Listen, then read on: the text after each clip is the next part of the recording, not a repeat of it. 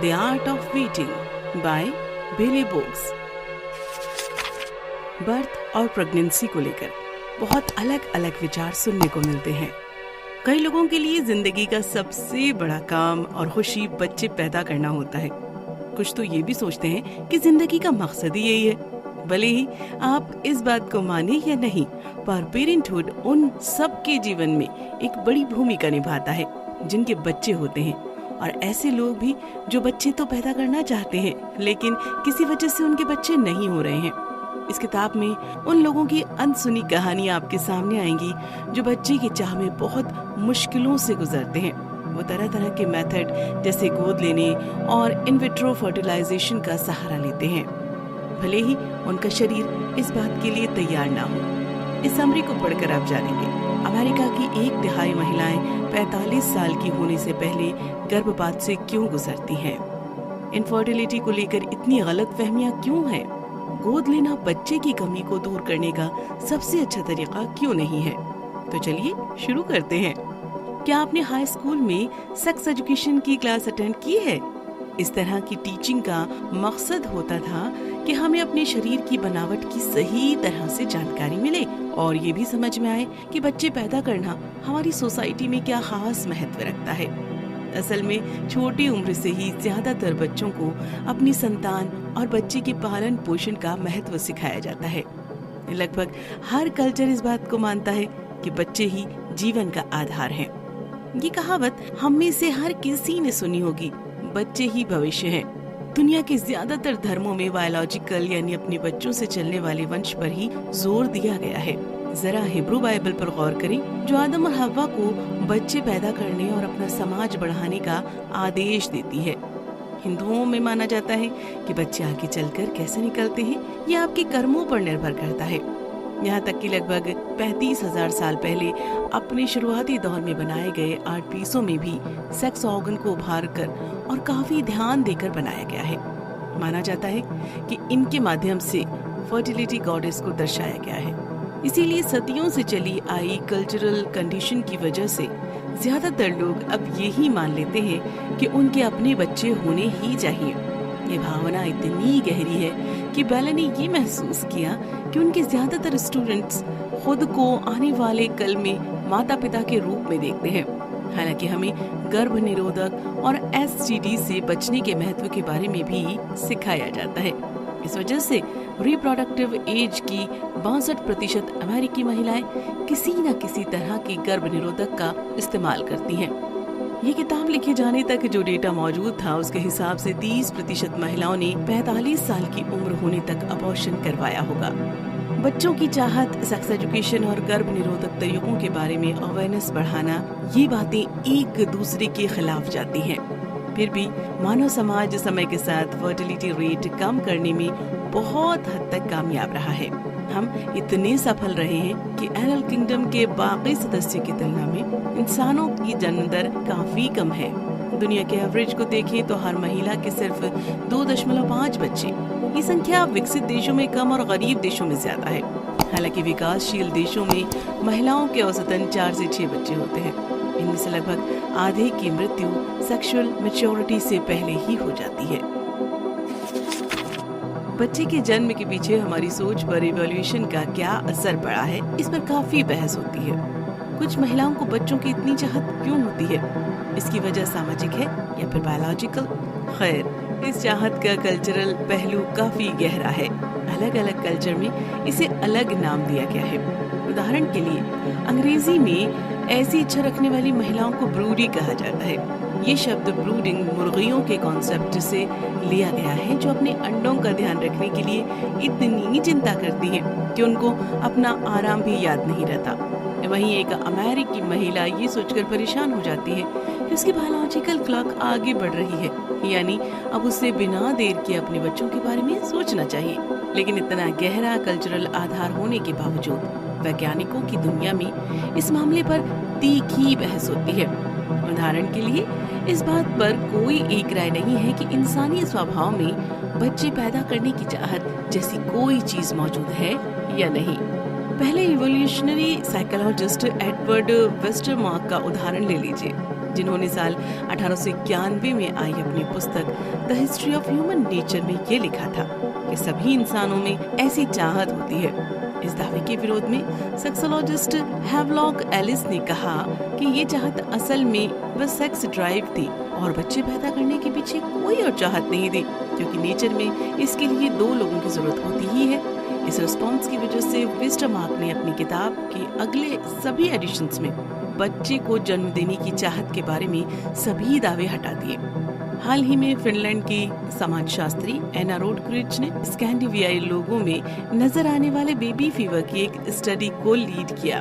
उन्होंने देखा कि जो महिलाएं बच्चे चाहती थी उनके मन में बच्चे पैदा करने की तेज इच्छा थी, लेकिन यही इच्छा उनमें भी थी जो बच्चे नहीं चाहती थी।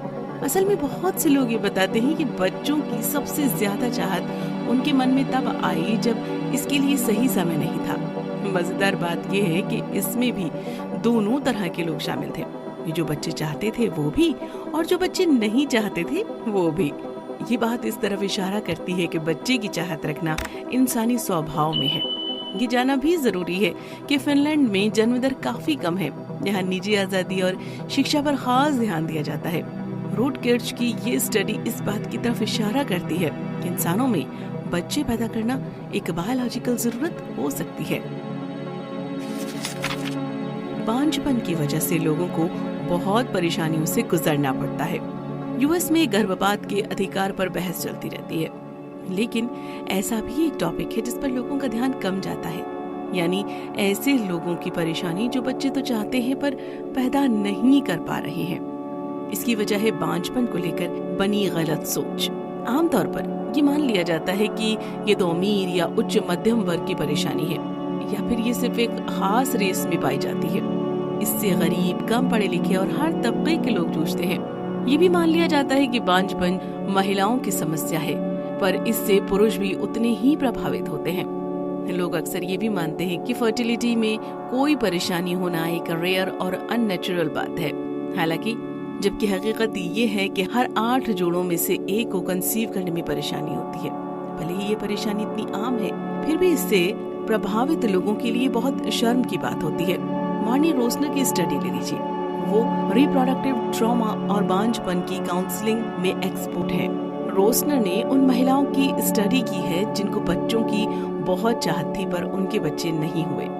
रोसनर इन लोगों को बहुत अभागा कहती है, क्योंकि बजाय इनका दुख बांटने के इनके परिवार और दोस्त इनकी परेशानियों को बढ़ाने का काम करते हैं। वैसे आमतौर पर लोग फर्टिलिटी जैसे मुद्दों पर बात करने से कतराते हैं, जबकि इतने आधुनिक जमाने में ऐसी उलझन समझ से बाहर है। इससे भी दुख की बात यह है कि इतिहास में कई बार लोगों और समूहों को नसबंदी के लिए मजबूर किया गया है। जैसे कि साल 1920 में 33 अमेरिकी राज्यों ने अपने सबसे गरीब और कमजोर लोगों की नसबंदी करने की कोशिश की। जिन लोगों को निशाना बनाया गया उनमें ऐसे लोग भी शामिल थे जिनके असामाजिक होने या मानसिक रूप से कमजोर होने का शक था।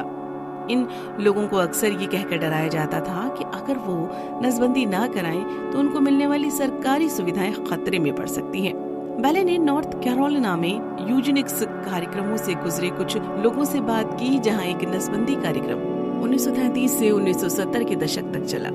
उनमें से एक विलिस लिंच नाम का बुजुर्ग था। विलिस का पालन पोषण एक बड़े परिवार में हुआ, इस वजह से उसके मन में अपने बच्चों की गहरी चाहत थी।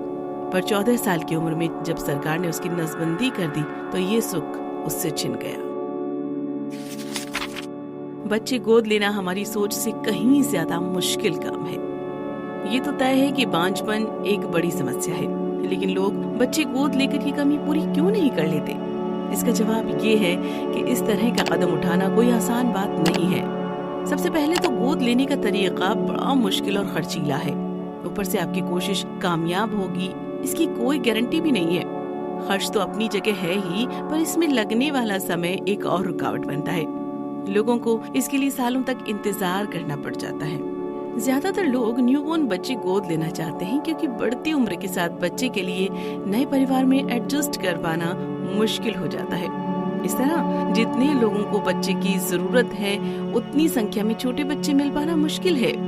कई बार लोग बच्चे पैदा होने से पहले उनकी माँ से गोद लेने की बात कर लेते हैं, पर बच्चे के पैदा होते ही माँ अपने वादे से मुकर जाती है। यानी गोद लेना एक बहुत पेचीदा काम है। ऐसी एक घटना है जहां कपल ने बच्चा गोद लिया, पर उसकी मां ने ये बात छिपा दी कि बच्चे का पिता जेल में सजा काट रहा है।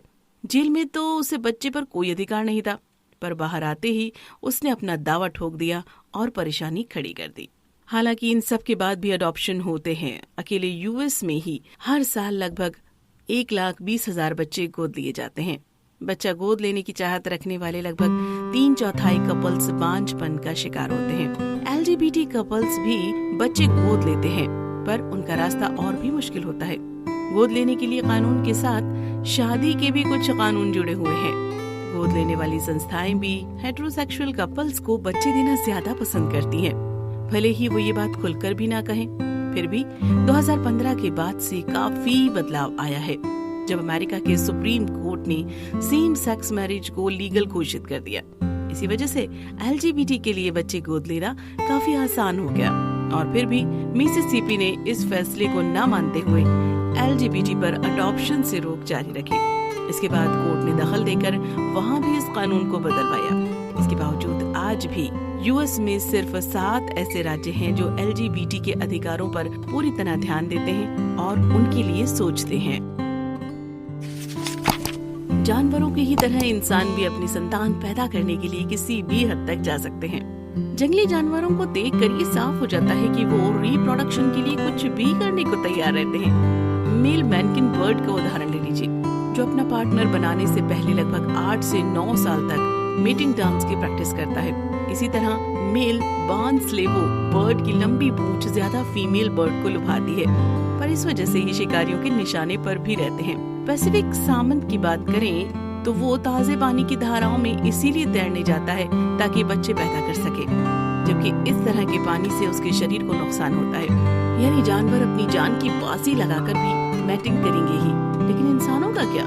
इंसानों के पास दूसरे तरीके भी हैं, लेकिन इसके लिए बहुत लंबा रास्ता पार करना पड़ता है।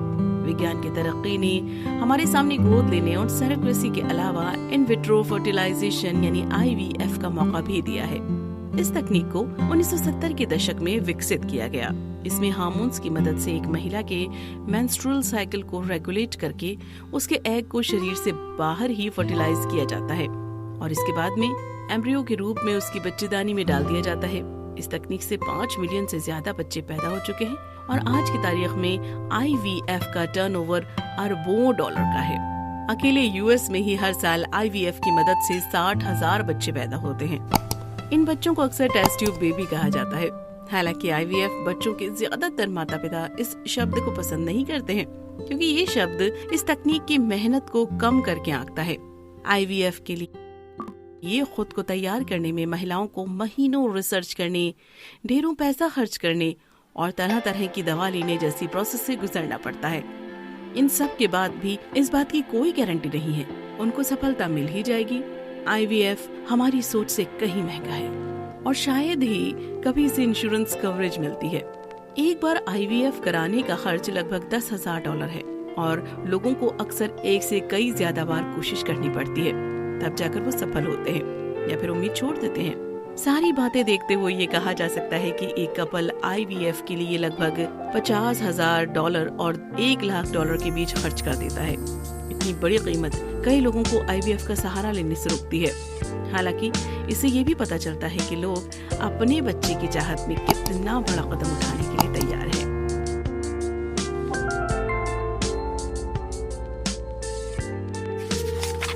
कुल मिलाकर इंसानी समाज बच्चों के इर्द गिर्द घूमता है। ये बात छोटी उम्र से ही हमारे दिलो दिमाग में घर कर जाती है कि हमारे लिए अपनी खुद की संतान होना कितना जरूरी है। हालांकि बच्चे पैदा करना और पेरेंटिंग करना इतना आसान भी नहीं है। ज्यादातर कल्चर बच्चे पैदा करने के प्राकृतिक तरीकों को ही महत्व देते हैं, पर वैज्ञानिक तरीके भी उतना ही मायने रखते हैं।